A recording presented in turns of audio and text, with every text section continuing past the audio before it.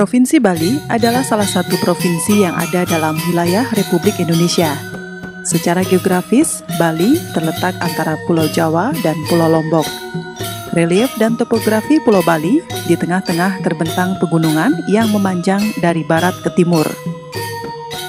Luas total wilayah Provinsi Bali adalah 5.634 hektar dan secara administratif, Provinsi Bali terbagi menjadi 8 kabupaten dan 1 kota madya, yaitu Kabupaten Jemberana, Tabanan, Badung, Gianyar, Karangasem, Klungkung, Bangli, Buleleng, dan Kota Denpasar, yang juga merupakan ibu kota Provinsi Bali.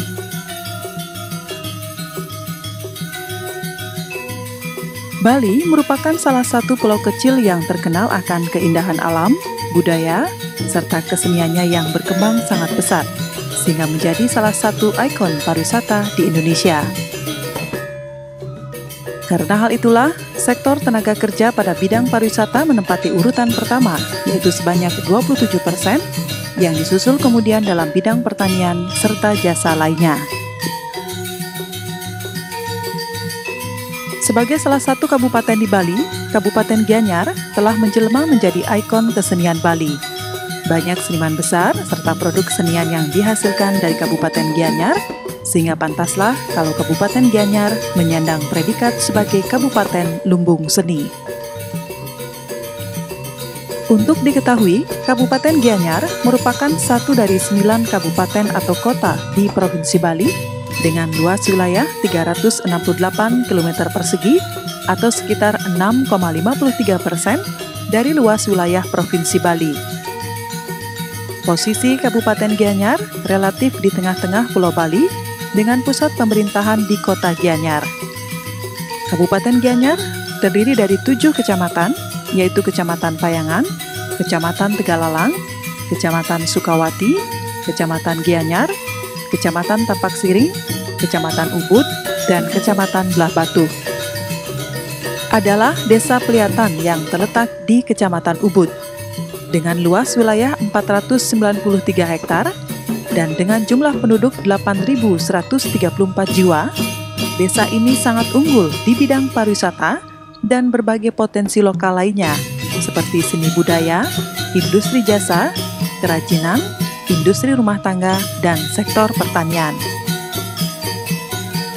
Seni budaya di desa ini sudah tumbuh dan berkembang dengan suburnya dari berbagai kegiatan seni, baik seni tari, seni patung, seni ukir, ataupun seni lukis. Sudah banyak tokoh-tokoh seniman yang dihasilkan dari desa ini. Dibandingkan dengan seni lukis, seni ukir, dan seni patung, Desa Peliatan juga memiliki potensi yang cukup tinggi dalam bidang kuliner tradisional yang telah terkenal hingga ke mancanegara, salah satunya Betutu. Seni kuliner Bali yang merupakan salah satu daya tarik wisata Bali diharapkan mampu bersaing dengan makanan-makanan asing yang dibuat di Bali. Makanan khas Bali seperti Betutu ini telah menjadi salah satu ikon wisata daerah dan telah dipromosikan sebagai hidangan yang telah dinikmati bukan hanya tamu lokal, tetapi juga tamu asing. Dalam perkembangan kuliner di Bali, orang Bali mengenal istilah lauk dengan kata B yang artinya ikan. Namun, orang Bali tidak hanya mengenal B yang berarti ikan itu sendiri, namun secara luas merujuk kepada daging seperti B sampi, B celeng, B siap, B tahu, atau B tempe. yang secara bebas terjemahannya adalah daging sapi, daging babi, daging ayam, daging tahu, daging tempe. Merujuk kata betutu yang berasal dari kata betunu, yang secara Arabiah berarti ikan atau daging yang dibakar. Betutu adalah nama makanan yang terbuat dari bahan dasar daging yang utuh tanpa dipotong-potong. Daging yang dipakai biasanya adalah ayam atau bebek. Jenis makanan ini dimasak dengan cara dibakar atau dipanggang di atas bara yang dibaluri dengan bumbu, sehingga menjadikan betutu ini sangat harum. Itulah sebabnya daging betutu banyak disukai oleh semua orang karena rasanya yang enak dan bau harum pada saat dibakar. Ayam betutu Bali sangat kaya bumbu serta proses pengolahannya yang cukup panjang. Perpaduan bumbu dan proses pengolahan inilah yang membedakan antara pembuat betutu satu dengan yang lainnya. Salah satu pembuat betutu yang terkenal di daerah Peliatan dengan cita rasanya yang khas, serta proses pembuatannya yang masih mempertahankan tradisi, adalah Iwayan Linggih. Bermula dari kakek Iwayan Linggih yang merupakan juru masak dari Puri Peliatan, yang mempunyai keahlian memasak betutu untuk dihidangkan bagi keluarga Puri. Keahlian memasak ini kemudian diwariskan secara turun-temurun kepada generasi berikutnya, hingga saat ini generasi Iwayan Linggih.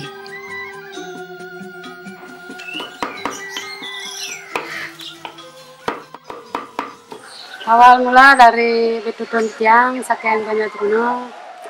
Awal dari buyut tiang tahun 70-an. Habis kentan bapak ya, kakek tiang dulu ngayar yang Puri Peliatan Riki. Ada pembantu yang karya. Akhirnya dia bisa sedikit demi sedikit, terus dia belajar, akhirnya dia buka sendiri di rumah, terus diwarisi habis kakek tiang, diwarisi sama bapak tiang belajar lagi, bisa dia akhirnya buka sendiri di pasar Peliatan Dumun tradisional, mungkin yang mewarisi anak-anaknya, namanya nikah adik yang ketut. Terus bintang pindah Riki, ring blong, lanjutin. Akhirnya bisa kita bikin produk sendiri, akhirnya semua bisa dijalani dengan lancar. Proses pembuatan betutu yang dilaksanakan oleh keluarga Iwayan Linggih yang ada di Desa Peliatan Ubud ini masih mempertahankan cara-cara tradisional sehingga terkesan sangat rumit. Secara garis besar, proses pembuatan betutu yang dilaksanakan oleh Iwayan Linggih ini bisa dibagi dalam beberapa tahap, yaitu tahap persiapan alat pembungkus, tahap proses pengolahan bumbu, tahap proses pembersihan daging, tahap proses pemasukan bumbu dan pembungkusan,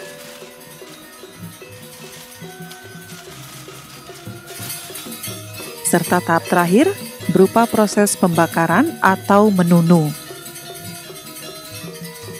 Pada tahap persiapan alat pembungkus betutu menggunakan pelepah pinang. Pelepah pinang dipakai sebagai pengganti daun pisang, dikarenakan ketersediaan daun pisang yang berkualitas baik sangat susah didapatkan saat ini. Namun, ketersediaan pelepah pinang di lingkungan sekitar juga sangat jarang, sehingga saat ini Iwayan Linggih mendatangkan pelepah pinang dari daerah Buleleng. Dalam tahap ini, pelepah pinang dipilih, kemudian dipotong untuk menyesuaikan ukurannya, kemudian dilakukan pembersihan dan perendaman dalam air bersih. Setelah beberapa saat, pelepah pinang kemudian diangkat dan ditiriskan. Selanjutnya disapih menjadi 2 bagian, sehingga didapatkan pelepah pinang yang lebih tipis. Bagian lainnya akan tetap dipakai sebagai tali untuk mengikat ayam pada nantinya. Selain pelepah pinang, disiapkan juga aluminium foil yang akan dipakai sebagai pembungkus luar pelepah pinang. Pada tahap ini, proses persiapan alat pembungkus telah selesai dilaksanakan.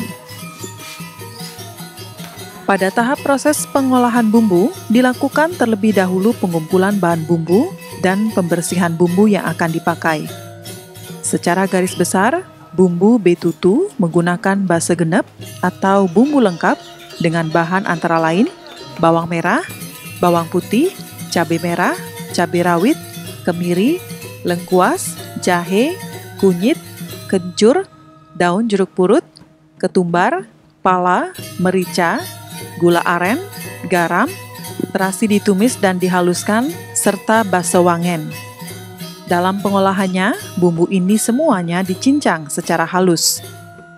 Setelah dicincang, dalam pengolahan tradisional, bumbu ini kemudian dicampur menjadi satu, kemudian ditumbuk. Namun, dalam perkembangan zaman, penumbukan bumbu digantikan dengan mesin. Hal ini dilaksanakan agar pengolahan bumbu bisa dilaksanakan secara cepat. Setelah bumbu ini selesai proses perajangan dan penumbukannya, bumbu ini kemudian ditambahkan dengan minyak kelapa, kemudian diaduk hingga rata, selanjutnya dibagi menjadi 2 bagian. Satu bagian dipergunakan untuk membalur semua permukaan tubuh ayam atau bebek, satu bagiannya lagi dimasukkan ke dalam rongga daging ayam atau bebek. Tahap selanjutnya yaitu proses pembersihan daging. Pada pemilihan daging ayam yang dipakai biasanya adalah ayam merah atau ayam petelur. Hal ini dikarenakan ketersediaan bahan baku untuk ayam kampung yang berkualitas, yang dilihat dari besaran dan bobot ayam yang baik, sangat jarang ada di pasaran, sehingga ayam merah dipilih sebagai penggantinya. Sementara untuk daging bebek, dipilih bebek lokal yang ketersediaannya juga dipasok oleh pemasok langganan.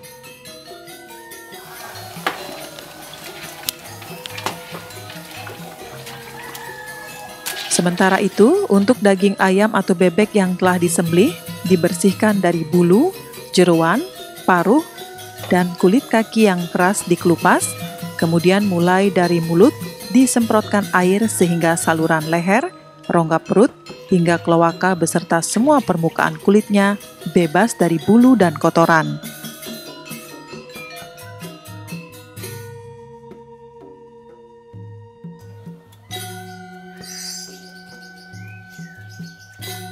Tahap berikutnya adalah proses pemasukan bumbu dan pembungkusan.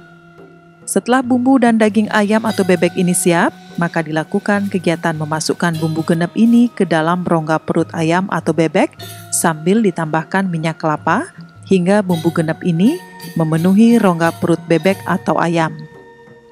Ikat tubuh ayam atau bebek sehingga posisinya dalam keadaan lutut tertekuk di bagian perut, kepalanya ditekuk ke perut sehingga kakinya seolah-olah memegang lehernya.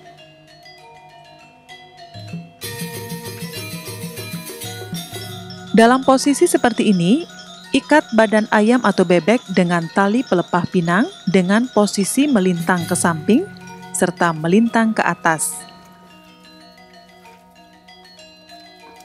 Proses berikutnya adalah membungkus ayam dengan pelepah pinang yang telah disiapkan. Caranya adalah ambil pelepah pinang, letakkan ayam di atas pelepah pinang dengan posisi di tengah-tengah. Selanjutnya, ayam ini kemudian dibaluri dengan bumbu, minyak goreng, dan air. Selanjutnya, ayam dibungkus dengan pelepah pinang. Pembungkusan serta pengikatan ini harus rapat. Hal ini dimaksudkan agar bumbu yang membaluri ayam atau bebek itu tidak sampai tumpah keluar. Selanjutnya, untuk menjaga higienisnya masakan, pelepah pinang ini kemudian dibungkus dengan aluminium foil. Selain menjaga kebersihan, aluminium foil juga ternyata berfungsi menjaga suhu panas untuk menjadi tetap. Tahap terakhir adalah proses pembakaran atau menunu. Setelah proses pembungkusan dilaksanakan, dimulailah kemudian proses memasak ayam atau bebek ini dengan menggunakan bara sekam. Ayam atau bebek tersebut dimasukkan dalam bara sekam padi yang telah disiapkan. Selanjutnya ditimbun lagi dengan sekam. Pada proses pembakaran ini diusahakan agar tidak timbul api, sehingga yang dijaga adalah sekam tetap menjadi bara. Disinilah kemudian disebut dengan menunu atau membakar dengan bara. Proses menunu ini dilaksanakan kurang lebih 12 jam. Selama 12 jam tersebut, dilaksanakan 2 kali penambahan sekam padi. Proses menunu dengan cara ini, serta waktu selama 12 jam ini, merupakan proses yang telah dilaksanakan secara turun-temurun. Lamanya proses menunu daging ayam atau bebek ini dimaksudkan untuk mendapatkan proses pematangan bumbu, pematangan daging, serta peresapan bumbu ke dalam daging menjadi maksimal dan menciptakan cita rasa yang khas serta tekstur yang empuk dan lembut. Ayam bakar betutu kini sudah tersebar luas hampir di setiap daerah, terutama di Pulau Bali. Masakan ini biasanya disajikan pada saat upacara adat keagamaan bagi para umat beragama atau pemeluknya.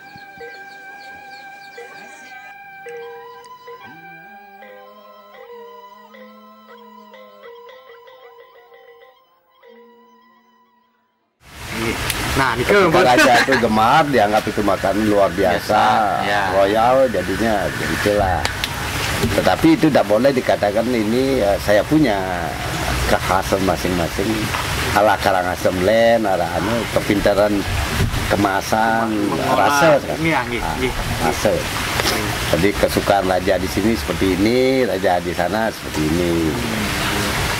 Nah itu udah bisa, coba babi guling ini punya, gianya punya, udah bisa dijauh deh begitu. Tapi rasanya nah, rasa beda, cita rasa kedua kegemaran raja. Kalau udah disajikan itu dia artinya orientasinya memang kerajaan dulu gitu. Iya, karena pusat kerajaan. Itu dianggap kan bukan makanan sembarangan.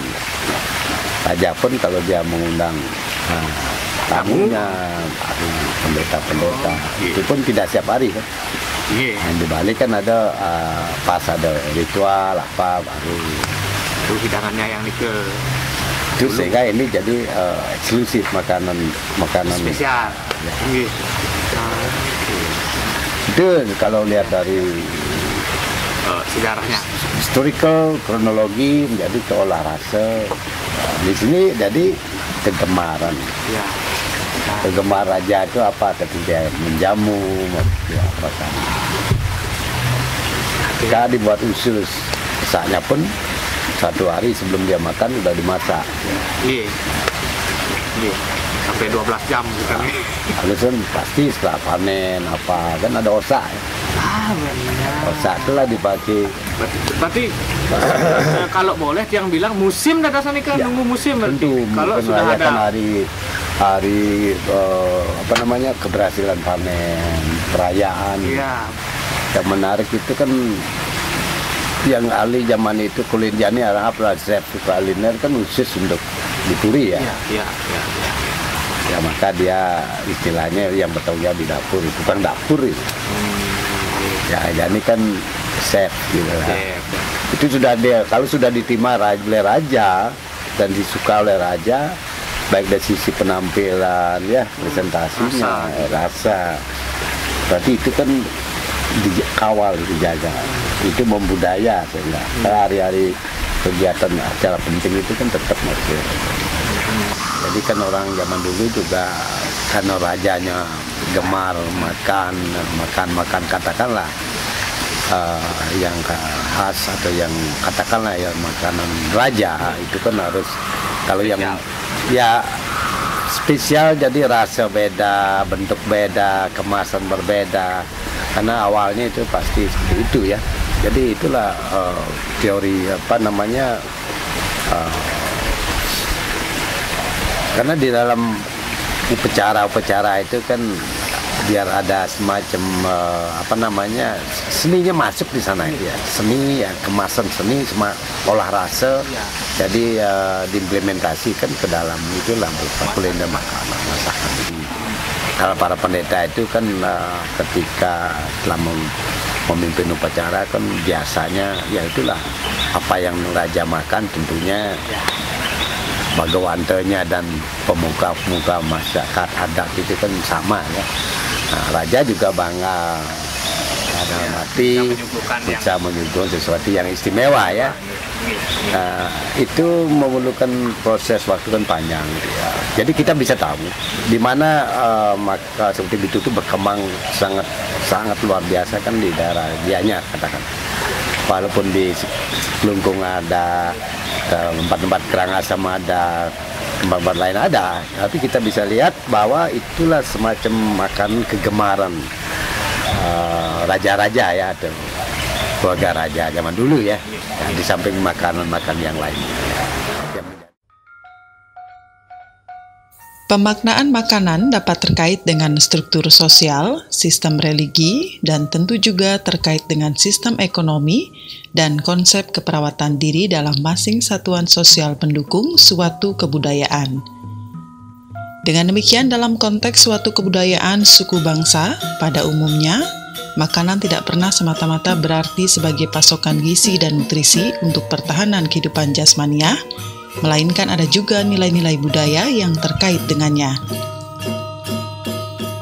Keanekaragaman makanan tradisional itu tidak sekedar menjadi kebanggaan yang mencerminkan kekayaan budaya bangsa, melainkan juga sangat penting artinya bagi pelestarian keseimbangan lingkungan serta ketahanan nasional, khususnya di bidang pangan.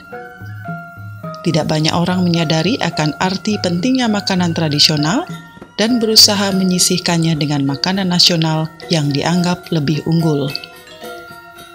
Sesungguhnya, berbagai jenis makanan tradisional, baik sebagai makanan pokok maupun penganan, baik makanan sehari-hari maupun perjamuan sosial, ekonomi, serta religius itu, dikembangkan memenuhi fungsi sosial serta makna simbolik dalam budaya.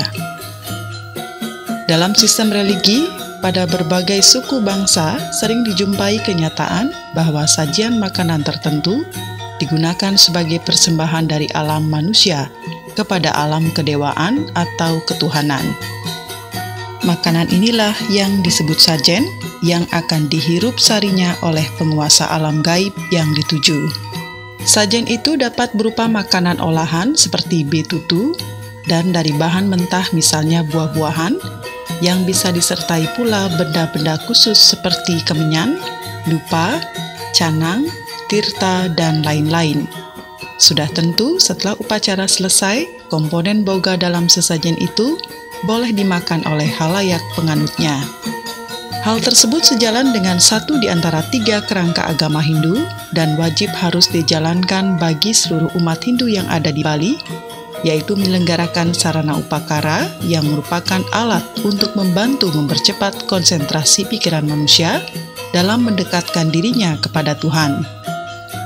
Hal tersebut sejalan dengan satu di antara 3 kerangka agama Hindu dan wajib harus dijalankan bagi seluruh umat Hindu yang ada di Bali, yaitu menyelenggarakan sarana upakara yang merupakan alat untuk membantu mempercepat konsentrasi pikiran manusia dalam mendekatkan dirinya dengan Tuhan. Di dalam penyelenggaraan upacara, ada beberapa upacara yang harus dilengkapi sesajennya dengan betutu, baik betutu bebek maupun betutu ayam, seperti pada saat penyelenggaraan otonan, banyu pinaruh, tumpak uduh, tumpak landep, upacara ngasti, dan jika ada yang berkaul, pada sesajen genah bawa, dan pada sesajen perananya.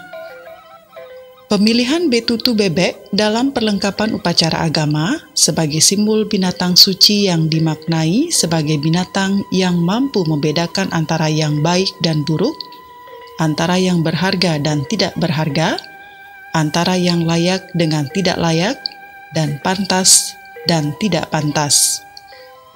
Pada saat penyelenggaraan upacara agama, baik upacara dewayatnya, pitrayatnya, manusayatnya, butayatnya, dan resiyatnya, selalu ada acara makan bersama atau resepsi atau jot-jotan kepada anggota masyarakat desa maupun banjar. Kehadiran orang pada saat penyelenggaraan upacara agama dimaksudkan sebagai doa dan salah satu dari 3 dalam upacara. Ketiga saksi itu yaitu Dewa Saksi, Manusa Saksi, dan Buta Saksi. Betutu ayam dianggap paling tepat untuk melengkapi hidangan karena dianggap paling netral untuk mewujudkan kerukunan, persaudaraan antar beda agama, jika mengundang dari berbagai pemeluk agama lain yang diundang.